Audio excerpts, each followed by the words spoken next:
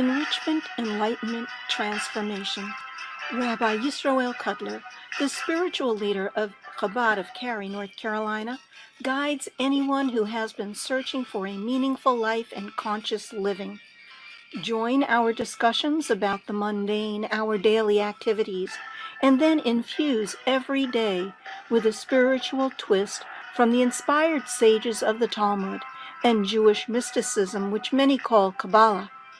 We learn from the root source of all religious monotheistic traditions and delve into the symbolism and levels of meaning from biblical stories.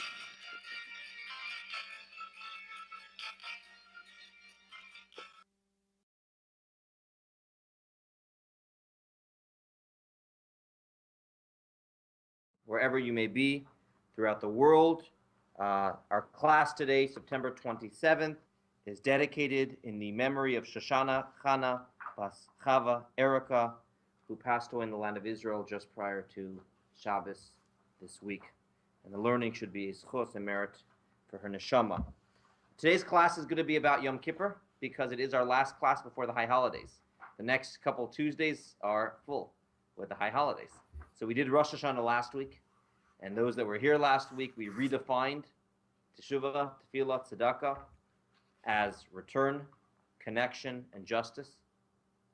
So you can already take your high holiday prayer book and cross out repentance, prayer, and charity and replace it with return, connection, and justice. And we explained the meaning of each one. Today we're going to move on to Yom Kippur. And before we even start into the class, I want to say that Yom Kippur is meant to be an upbeat holiday, okay? And not joyous, but before we dive into the details, and today's class is a little more advanced with details, it's an amazing opportunity. The fact that God gives us a day to have this purity, this atonement, this cleansing, it's an incredible thing. Hashem says it's not that hard to do teshuvah. Just follow the necessary ingredients, regret, and confessing out loud, and fasting, like we will discuss, and you will have this incredible clean slate.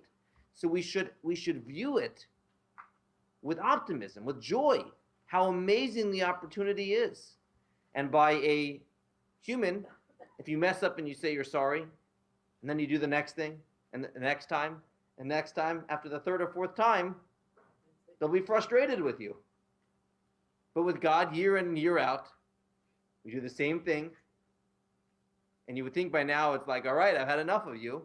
And yet we say Hashem's rachamanos, Hashem's compassion is infinite because God is infinite. We're not bothering God. Baruch Hashem, thank God. But I just want to start off that way because yes, it's a serious day. Yes, we're supposed to be emotional. But there's a tinge, there's a taste of upbeatness to it. And we need that upbeatness because we can't get down on ourselves. We should have the simcha, we should have the happiness, knowing that when we finish this day, we truly, truly have this clean slate. So that's sort of my opening to the class, and I hope if there's one thing you remember, it is that, and when we approach the prayers of the day, yes, with the proper seriousness, but also with joy. Also with joy. Okay. In the Torah itself, scriptures, Bible itself, there's a lot about Yom Kippur, but the majority has to do with what happened in biblical times, which was a very labor-intensive day for the high priest. If you were a Kohen Gadol, this was your day. You had to go to serious training for everything that had to be done this day. This offering and that offering. The Kohen Gadol would visit a mikvah, a ritual bath, numerous times throughout the day. Change his clothes numerous times throughout the day. It was tough work. Not just physically, not just mentally, but spiritually too. But the majority of the scriptures discusses what the Kohen Gadol did. What information does the Torah tell us about Yom Kippur that's relevant for us today? How much? Is Kol Nidre mentioned? Yisker? What is mentioned? Self-denial. Okay. So a form of self-denial affliction. What else? Not to wish. Well, that's part of the self-denial. But How much does the Torah say spend the day in synagogue? What does the Torah actually tell us? 248. Why don't you do the first text for us? You talking to me? We'll start over here. I'm sorry. Swallowing Swallowing the sandwich. Are you from New Jersey? Yeah. Talking to me. And all this shall be as an eternal statute for you. In the 7th month, on the 10th of the month, you shall afflict yourselves, and you shall not do any work, neither the native nor the stranger who dwells among you. And now in the Torah, the word stranger is ger. Sometimes a ger refers to a non-Jew who lived amongst the Jews and lived by what's called the Noahide laws. Other times a ger refers to a convert to Judaism. And it's tricky to know which ger means what. In this context, what do you think it is? Convert? It is a convert, because someone who was not Jewish would not be obligated in the laws of Yom Kippur. They would be obligated to, live an ethical life, a moral life, but they were not obligated in Jewish holidays. So in this context, I don't love the translation of the stranger. It's not, but that is what ger refers to, a convert who dwells amongst you. Keep on reading. Okay. For on this day he shall effect atonement for you to cleanse you. Before God you shall be cleansed from all your sins. It is a Shabbat of rest for you, and you shall afflict yourselves. It is an eternal statute. Okay. Now it says it is the Shabbat of rest. Doesn't Shabbat mean rest? So what's the Hebrew there? Shabbat Shabbaton. It's the Shabbos of Shabbases. Relative to Shabbat, this is Shabbat. Okay? This is the Shabbat of all Shabbats. Which, by the way, is interesting that even when Yom Kippur falls out on Shabbat, it's still a regular Yom Kippur. We still fast and everything like that. Any other of the other fast days in Judaism that falls out on Shabbat, it gets pushed off. It gets pushed off. So, what are the three things that the Torah itself tells us? It's a day that we are supposed to do some form of self-denial or affliction, which we're going to see means fasting. No work. And the fact that it is a day that Hashem cleanses us. Those are the three components. Everything else comes later, okay? So, Kol Nidre and Yizkor and all the traditions and the yard-side candle, and all that's good. But it's important to start off with what does the Torah actually tell us about the day. Similar to Rosh Hashanah, right? The apple and honey and the Shana Tova cards and all that is good.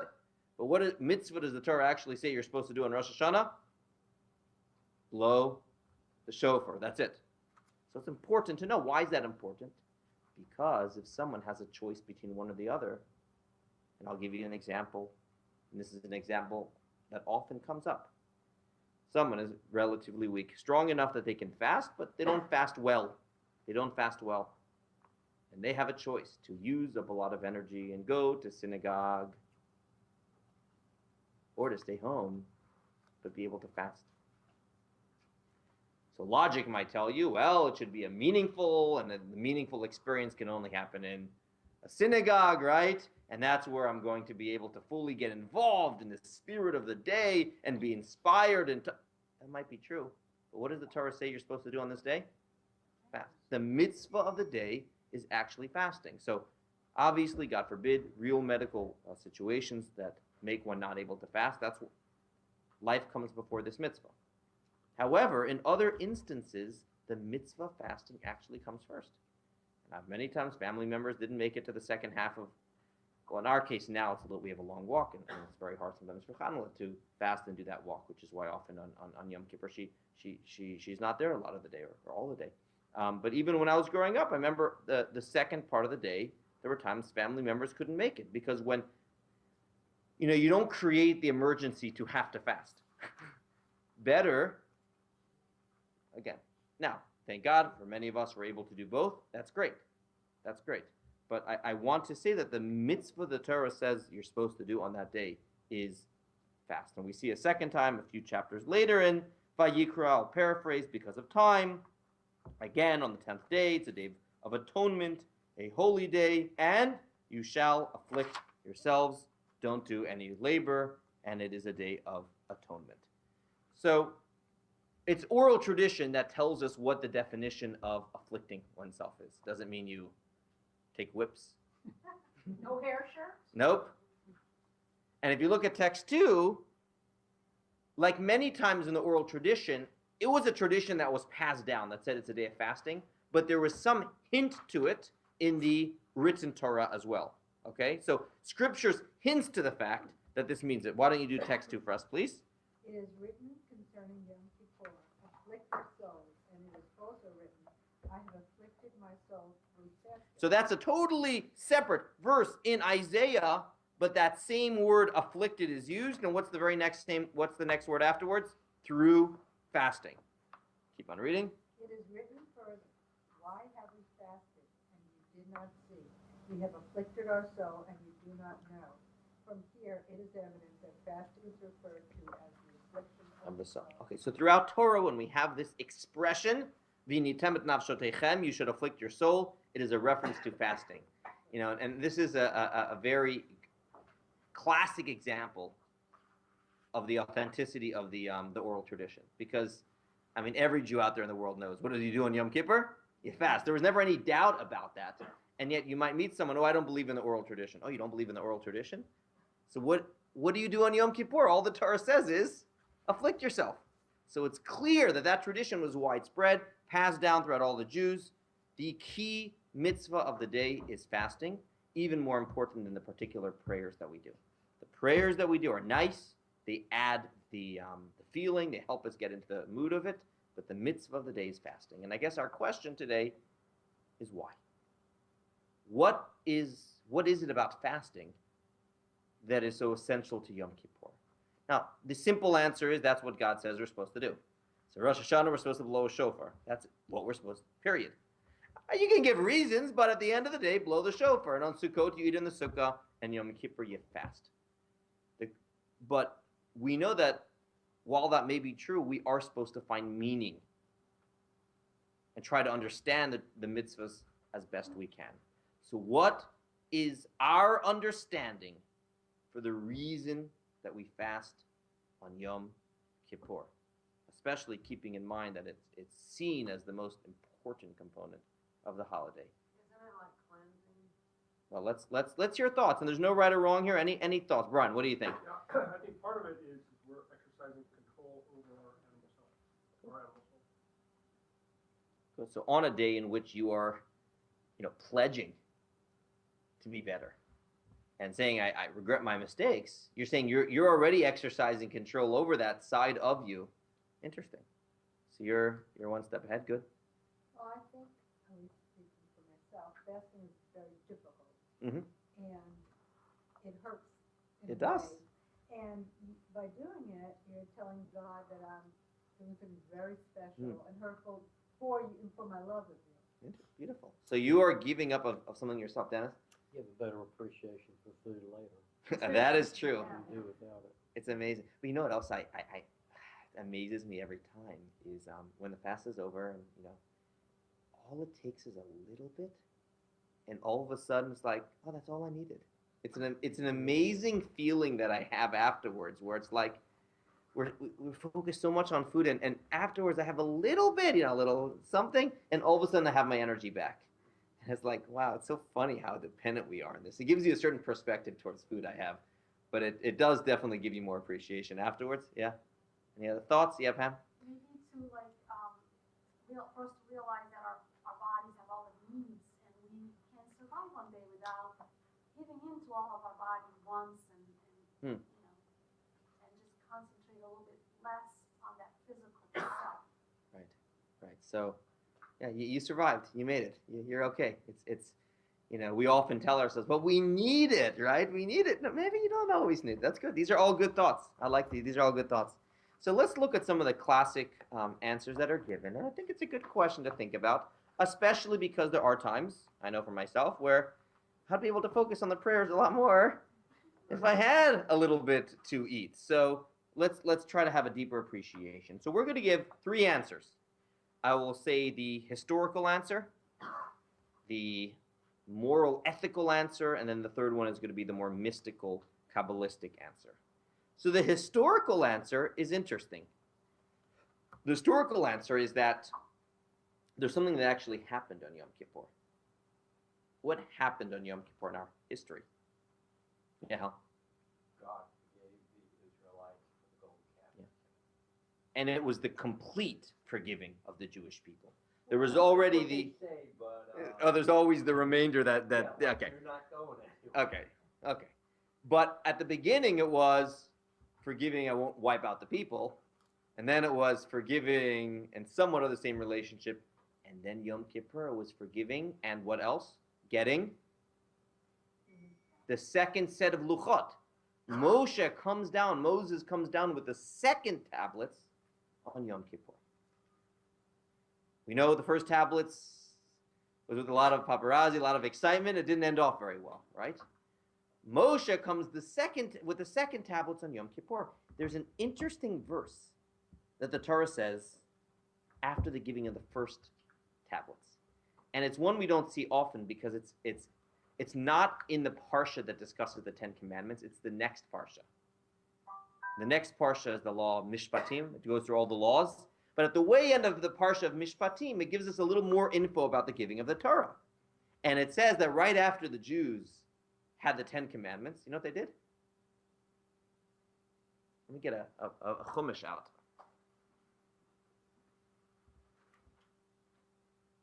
I don't think we've ever quoted this verse before in our classes. Yeah. It's at the way end of. Why don't we read it? Do you mind reading the pasuk, please? Read text 3. Or Hal, were you reading? Where were we up to? Hal, please. And you shall afflict your souls. When the first set of tablets were given, it is written, to the elders of the Jewish people, they perceived God as they ate and drank. And it was the result of this excessive eating and drinking that they came to worship the golden calf. Therefore God decreed a fast on the day the latest set of tablets were given, which is Yom Kippur. Wow. So there was like a little party that went on that sort of created this atmosphere of, I guess, frivolous nature, excess, whatnot. And the second time, the second time we're going to have the second tablets come, but in a far more solemn, quiet, spiritual sort of setting. So this is a historical answer. I'd never heard this before today, or a few days ago when I was preparing this class. It's just not something new. Okay, let's now go to the second perspective that is given. The second perspective given is by a book called the Chinuch. The Chinuch outlines each of the 613 mitzvot. It was written in the 1200s by an anonymous author. Someone went through the 613 mitzvot, gave a little explanation on each, and gave the why of each one. And it's studied until today, but there are different theories who the author is. They give one possibility. We don't know whether that is the real author or not. But in any event, the Chinuch writes, Mitzvah 313, not 613, but 313. Yes? To fast on the 10th day of Tishrei, which is called Yom Kippur, as it says. On the 10th day of the month, you shall afflict your souls. Among the reasons for this mitzvah is that God, in his kindness toward all of his creations, set one day a year for them to atone for all their sins through tshuva. Therefore, we were commanded to fast on this day. Since food, drink, and other tangible pleasures all induce the material flesh to be drawn after base desires and sin, they impede the intellectual soul from searching after the truth, which is God's service and his teachings that are good and sweet to all people of knowledge. It is appropriate for a servant. Inappropriate. Oh, yeah. It is inappropriate for a servant on the day of his judgment to come before his master with his soul obscured and addled by food and drink, and with thoughts of the flesh within him.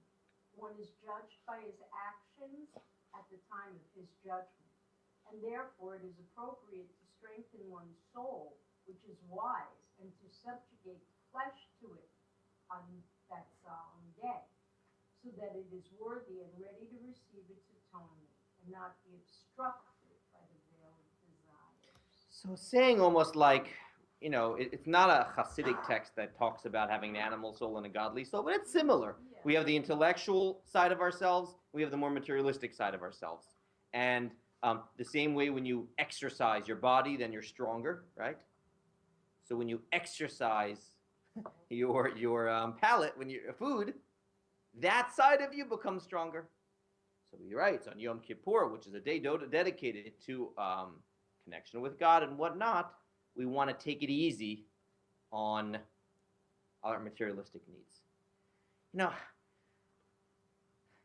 You read this and it's like, why couldn't we just have a little bit, just enough, a little, maybe just bread and water, just something to, I'd be good with just water. just water, something just to let us, we're not going overboard.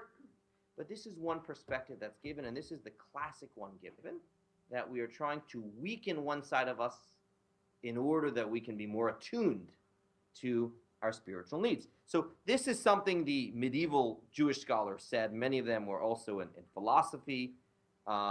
Text 5 by the Abarbanel, 1400s, says something very similar. He goes a step further, and he says it's not just food, but we know as there's actually different categories of things. No food, no drink. It says that we don't engage in acts of intimacy, sexual relations on Yom Kippur. There's also, we do not fully bathe, and we don't anoint ourselves. So he writes, the Abarbanel writes that, let's do it inside, 252, Anne.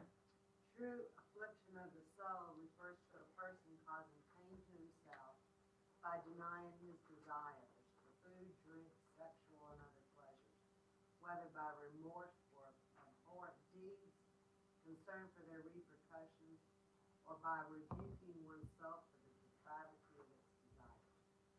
All of this, and not just fasting, is true affliction of the soul. It emerges that affliction is a general term for anything that pains the soul.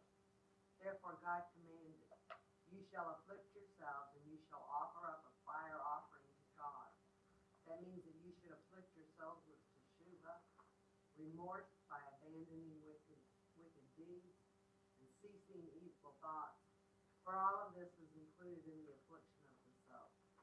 And through this, you will bring a fire offering to God.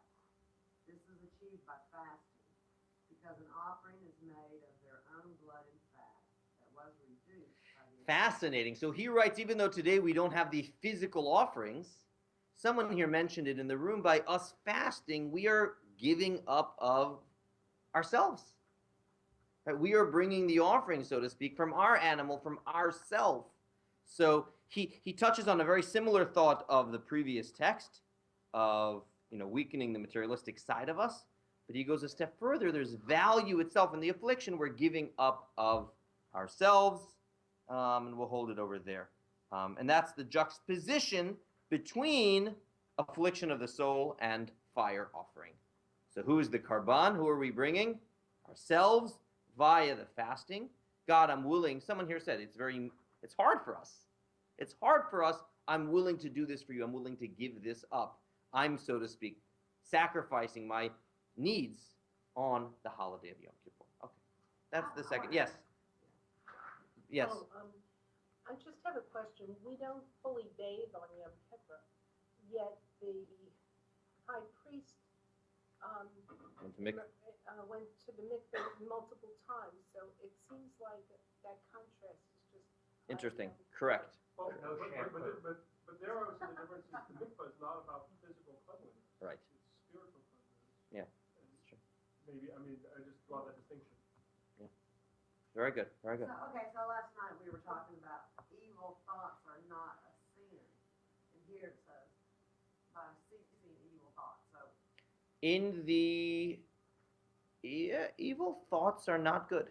it would seem to lead you down that road. Evil thoughts are not good. Obviously, the fact that it doesn't manifest itself in the world is better than it manifesting itself in the world, right? But in the Shema, it says, you shall not stray after your eyes and your thoughts. Oh, So we are supposed to do what we can to control it. Thought is the hardest of, there's thought, speech, and action. Thought is the most difficult to control because there's no off switch. right. That's true. It's also There's no off switch. It's also the source of action. But correct. But there's places that say, on one hand, you might say, hey, it's the least important because you don't actually affect other people. The flip side is, it is deep inside of you, and where your thought is very much affects every other part of you. So it actually, in a way, if I ask, interesting question, if I ask which soils the soul more, bad deeds or bad thoughts? I don't know. I'm just throwing this question. In terms of which one soils the soul more in its mission in the world, what's the answer to that? Deed. Because at the end of the day, we live in the physical world. Our job is to make this physical world better. And that's what's most important, the way we interact with other people. That being said, as far as our own soul's relationship with its thought, speech, and action, ironically, thought lies closest to it. If you think of layers around the soul. And as a result, bad thoughts can have an effect. Torah does say, do not hate your brother in your heart. Remember that's a verse in the Torah? Torah does talk about the prohibition of lewd thoughts. That's not, it's not like, as long as it's in my mind, it's okay. Now, obviously, it's better than acting on it. That's for sure. But that still doesn't mean it's okay. So that's a little parenthetical. So, but and yet, yeah. Okay, very good. Very good. Hal has the off switch, so. But typically, for most of us that have not discovered it, the off switch is instead of a replace switch, right? You don't turn it off, you replace it for another thought. When you say, hey, don't think that, and someone once said, if I tell everyone in the room, don't think of an elephant, it's, well, now that you mention it, yeah, so that's a little bit about thought. Let's go back here. There was another thought about this text about giving of yourself. Was there another thought around the room? Someone wanted to share something? Well, yes? Just that when you think something evil, you're poisoning yourself. Mm-hmm. Correct.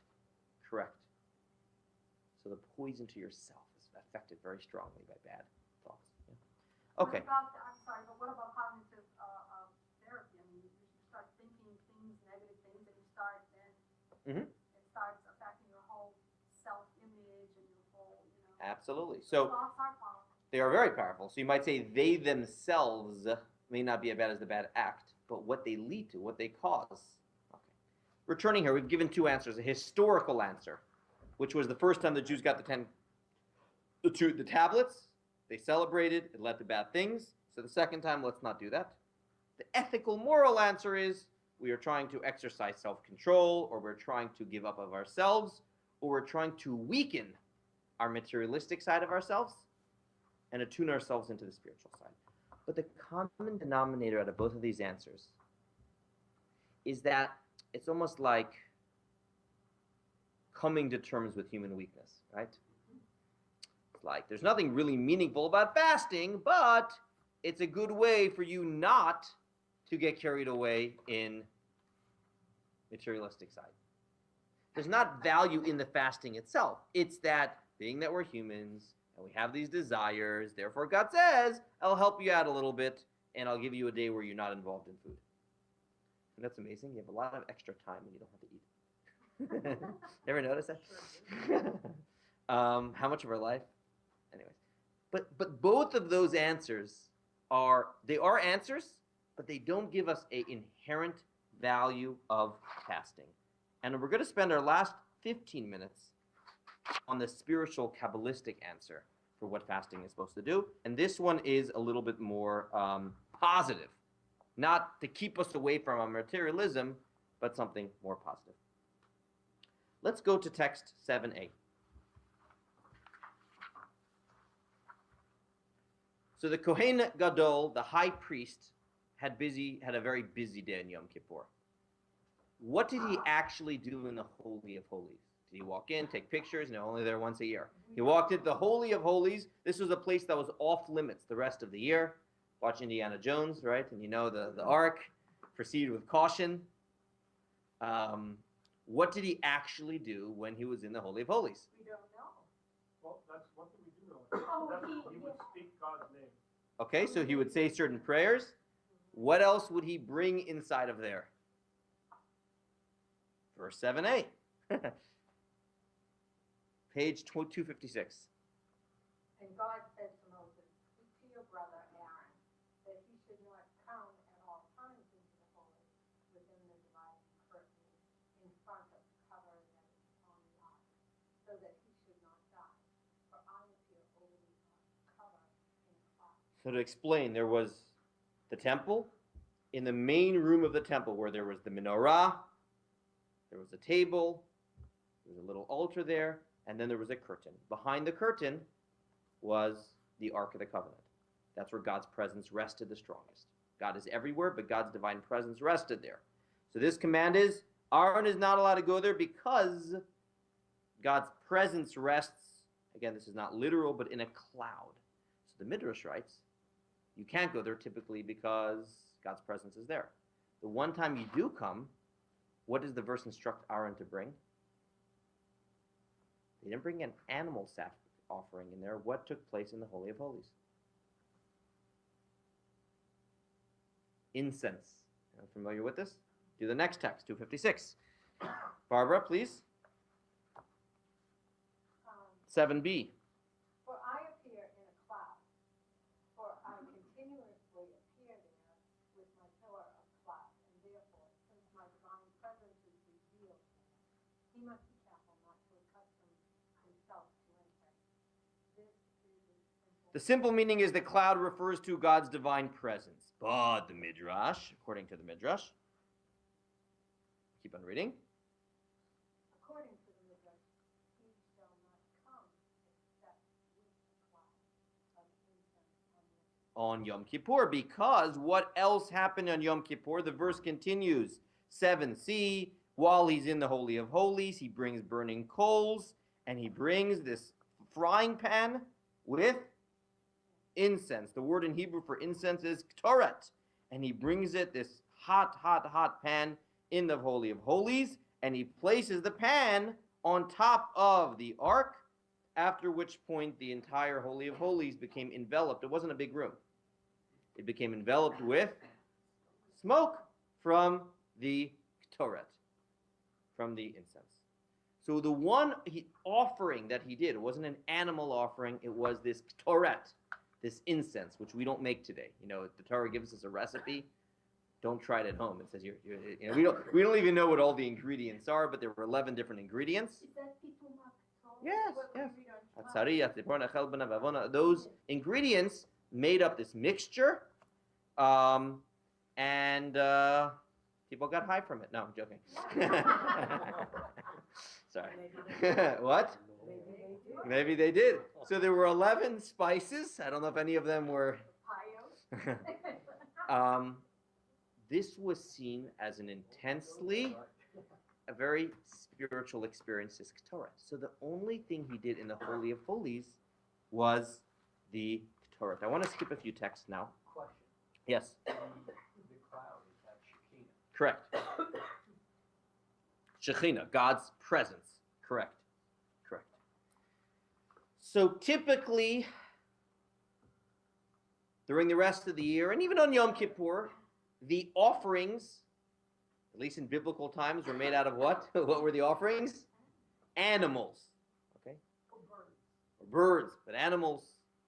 That took place on an altar that was outside the main room. There was the main room, and then there was the courtyard. On the courtyard, there was a big altar, and they brought a lot of animals there. So outside, animals. Inside on Yom Kippur, it was incense. Outside, incense. Animals, and that. And what is the word for offering in Hebrew? What is sacrifice, offering? What's the word in Hebrew? Korban, a korban. Korban. What does korban literally mean? Close. Bringing a korban means getting close to God. What does the word close mean? Two entities that interact with each other in somewhat of a close proximity to one another. That's what close means. What's the word in Hebrew for incense? It's a little bit deeper, and you should have. Do you have a chart in a few pages over here? Korban versus Ktoret? No. Not good. I need a PowerPoint for this, which I do not have. Okay. The word in Hebrew for ketoret, which means incense, comes from the Hebrew word likshor, kesher. What is a kesher? A knot. What is the difference between close and a knot? A knot is also close, but it becomes one. Okay. Dating versus marriage. There we go. I like that. Dating versus marriage. So there's two different interactions with God. There is karban, two entities interacting with one another, sacrificing for one another, right? That takes place with animals, and that happens outside. On Yom Kippur, it was incense, which in Hebrew means knot or connection, happening inside the Holy of Holies. What is the difference? Let us read how the Rebbe explains this on page 259. Page 9, text 9a. It has been explained in various texts that there is a broad fundamental distinction between the sacrificial rite performed on the altar, and the ketoret rite on the inner altar. They never had animals on the inner altar. The inner altar was always incense. Okay. Offering sacrifices. Oh, one more interesting distinction. What were the altars made out of? It doesn't say that here. Anyone know the difference? Outside was copper. Inside was gold. Yeah. With gold. Keep on reading. Offering sacrifices on the altar symbolizes the sublimation of the physical to God. Man's impact on the objects of the world outside of himself, elevating them to God. However, the eternal future of Ketoret on the inner altar is not about sublimating physical matter. Rather, the priest's entry within the sanctuary is to experience Ketoret and connection with God through this offering of fire, incense, and cloud. So the outer altar, now this is a little deep here. I know this is a little deep. The outer altar is elevating our what? Our animalistic side. That's when we still have these negative tendencies. We're dealing with our animal. We put the animal on the outer altar. It's God. I feel a little bit separate, distant from you. I'm trying to get closer to you. Here, I'm doing this for you. I'm giving up of my animal. But then there's another very different experience, and that's when you're plugged in.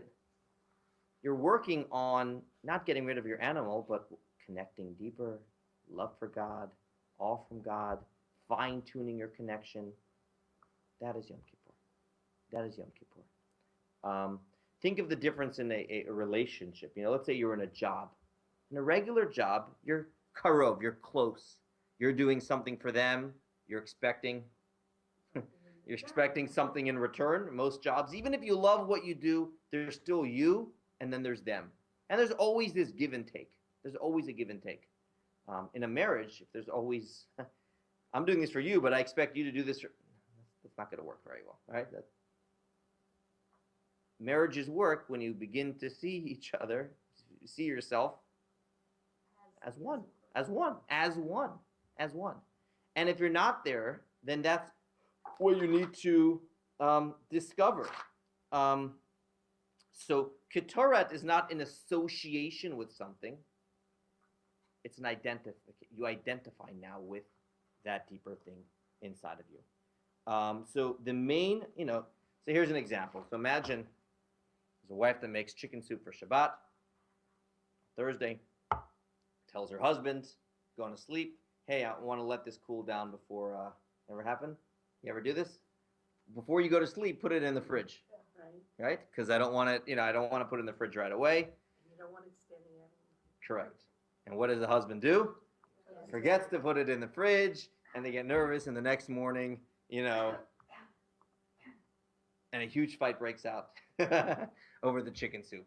So, no, I'm just throwing this possibility out. Huge fight that, God forbid, threat, So the husband can do a few things. He can try to quickly whip up another instant soup. That's not going to work very well. He's going to try running to the store and buying some soup. He can try to explain why it wasn't his fault. But ultimately, teshuvah will only be, the real reconciliation will only happen when they reveal in each other a relationship that's deeper than The chicken soup, right? If it's about the chicken soup, we have a problem. If you're able to reveal how you really won, then that's able to go deeper than the chicken soup. So that is sort of what Yom Kippur is about. And I know we're running out of time over here. On Yom Kippur, what we do is we reveal our essential connection with God. A connection that even goes beyond, I did this right, or I did that right, or I messed up here, or I messed up there. And when you reveal that connection, guess what happens? Everything else melts away. It's not about those details anymore. It's not about those specifics anymore. So on Yom Kippur, it's not a day in which we're trying to fine-tune this aspect of our animal or that aspect. We got to do that too. It's on our soul plugging into God. It is a day where the soul has its own connection to God, and it's almost like animal soul, have a good check out for 24 hours. Check out for 24 hours. Now, ideally, if someone is on a high spiritual level, they feel this. And if they feel this, guess what? As text 11 on 265 writes, Brian, this was a quote from Rabbi Levi Yitzchak of Berditchev when he discusses the two most important fast days, page 11, text 11, 265. In truth, we don't need to be commanded regarding the fasting. On Tisha B'Av, who can eat? And on Yom Kippur, who wants to eat? you see that? Tisha B'Av is the day we mourn the destruction of the temple. He says on Tisha B'Av, if someone's really attuned to the day, then who is able to eat? Again, a metaphor for this might be, imagine watching a Holocaust film, okay? Schindler's List. You can sit there with a bag of popcorn while you watch Schindler's List. You can't. You ever, God forbid, not God forbid, you go to a Holocaust museum right afterwards. All right, what's for lunch? Let's go to this restaurant. After you go to the Holocaust museum, right? So he says, if you're really attuned to Tisha B'Av, who can eat? And what does he say about Yom Kippur? So for some people, they're so attuned to the holiness of the day, then guess what? Correct. The same way when you're involved in a project, you have a deadline, you throw yourself into something, you're in a great relationship, you forget about the fact that you even have to eat. That's supposed to happen on Yom Kippur. You're so attuned to your neshama. The problem is for most of us, we don't feel that, so we do a little reverse engineering. So we don't eat in order that we can tap into the essence of the day, and the essence of the day is animal soul. Just check out for 24 hours. Just leave for 24 hours. It just me and God. And on that level, we don't have to eat. You hope it stays gone longer. I know that. We have to, yeah. The problem is there's often the disconnect, right? Between the feelings that people have on Yom Kippur. It's better for it to last longer than 24 hours. Yeah, absolutely. There's a story. There was someone that went to this, they were molding statues somewhere. They were like, it was a famous sculpture, and there was one beautiful statue with very distinct features, and the other sculpture was very blah, and it just barely had anything. It goes, they allowed it to cool too quickly. They allowed it to cool too quickly. Well, that's what happens on Yom Kippur, unfortunately. Sometimes things cool too quickly, which doesn't allow us to take the heat of the day and apply it to our real bodies and our real life. But so Rabbi Levi Yitzchak's point is on Yom Kippur, who wants to eat? So now we've come to the third and deepest reason of fasting on Yom Kippur. It's not a day of the animal offerings. It's a day of our neshama, inside, just us and God. And I will conclude with the last text, and that is going to be, it's a long lesson, Ne'ilah 270. The closing prayer of Yom Kippur is called Ne'ilah. Ne'ilah means what? The Talmud writes 270. It is explained in the Jerusalem Text Talmud. 17. It is explained in the Jerusalem Talmud. There are those who say that the name Ne'ilah refers to the closing of the temple gates, while some say that it refers to the closing of the gates of heaven, which are closed towards evening with the conclusion of the prayer. That's the one you always hear. The gates are closing. This is the last time. The gates are closing. Comes along the Hasidic spin and says something beautiful. You might have heard this from me before. The gates are closing. There's only us and God. Not that we're on this side of the gate. We're on the inside of the gate. In the moment of Ne'ilah is when we have our yichidut, we have our one-on-one, where there's nothing else in the world that exists other than us at God. Think about eating at that time. So that sort of concludes the class. 3 perspectives on fasting, whether it's a historical one, whether it's that we're trying to weaken our animalistic side of ourselves and we're trying to sacrifice of ourselves, or the third one, we're trying to get to a place where for one day only, we're just living with our soul. And to help us do that, we totally leave behind food. And let me conclude with the way I started. It should be a solemn day, but it should also be a happy day, knowing what an incredible opportunity Yom Kippur is each and every year. And we will conclude it. We will not be having lunch and learn the next few weeks. Perhaps Sukkot will be our next class, and everyone, I'll send out an email when that will be. Shana Tova. So is the incense So Shana Tova. brought into the Holy of Holies, or is Ye- it because that part about fire? It was already hot. It seems like it was already hot when he came in. Shana Tova, and And for all the online community listening, Amnon, are there any questions or comments? No, I was just going to say Shana Tova and Gmar Chatima Tova to everybody. Amen. Thank you so much, Amnon, and thank you to anyone listening in, and Nissan Communications for making this program possible today. Have a good day.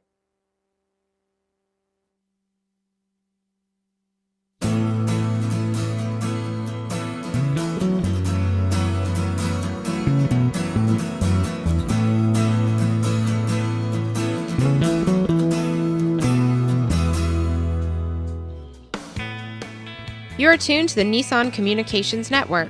Our weekly lineup of call-in programs includes Computers 2K Now with Amnon Nissan, My Life, My Will with Gisela DiCarlo, The Tanya Love Show, Health Then with Debbie Bruck, Breaking Free with Marilyn Shannon, Triangle Be Well with Howard Jacobson, Lunch and Learn with Rabbi Yisroel Cotlar, Lessons of Vietnam with NCVVI members, Current Affairs with Amnon Nissan.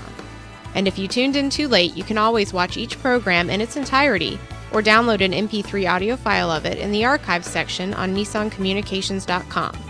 Don't forget to subscribe to our YouTube channel, follow us on Twitter, and like us on Facebook. Sponsored by Atomos.com, makers of quality video recorders and converters, CarolinaApparel.com, and DeltaForce.net.